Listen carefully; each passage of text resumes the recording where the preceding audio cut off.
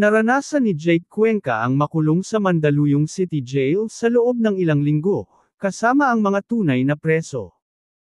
Pero guys, walang nagawang krimen ang kapamilya aktor, kusa siyang nagpakulong bilang paghahanda sa pelikula niyang What Lies Beneath, na mapapanood sa Amazon Prime. Kwento ni Jake Cuenca, 2 months siyang nag-immerse sa Mandaluyong City Jail for the said movie. Aniya, first time kong magpe-play ng convict, yung parang inmate. Ang galing. Kasi parang this past 2 months habang nag-i-immerse ako dun, parang sabi ko, when do you really find yourself in a situation like this? You know what I mean? And then for me, syempre parang those days are kinda for me. Kasi kung naalala nyo yung issue ko, dun nangyari lahat yun. So parang while I was immersing with this, it's also like going through your trauma, or facing your fears.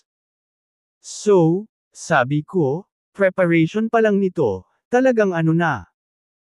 Parang, I did so much already. So can't wait to get to the set. Can't wait to portray this, and perform it in front of everyone. Tapos sabi ko nga sa Team Jake, I put myself through these parang experiences. Kasi parang ngayon in life, parang my head is on my shoulder. Kaya ko nang ilagay ang sarili ko sa mga ganitong experience, na hindi ako natatakot if I lose my mind. Tuloy-tuloy na chika ng premyadong aktor na ang tinutukoy na issue, ay pagkakasangkot niya sa police car chase noong 2021. Patuloy na kwento ni Jake about the immersion sa kulungan, what I wanted sana, what I really wanted was to stay there. Parang magstay sana ako dun ng 1 week. For 1 week. Pero syempre nung nag-uusap kami ng warden, nag-uusap kami ng mga pulis, hindi nila pwedeng ibigay sa akin yun. Kasi responsable sila sa buhay ko.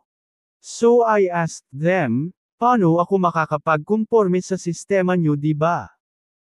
Sa 9th floor daw siya ikinulong, ang tinatawag na maximum penitentiary. Dun lahat ng mga mabibigat yung kaso. Sinasabi ko sa guard, treat me like the inmates. Kung paano ako kausapin, paano ako tratuhin. Sinabi ko, parang konektado na sila sa akin this past 2 months.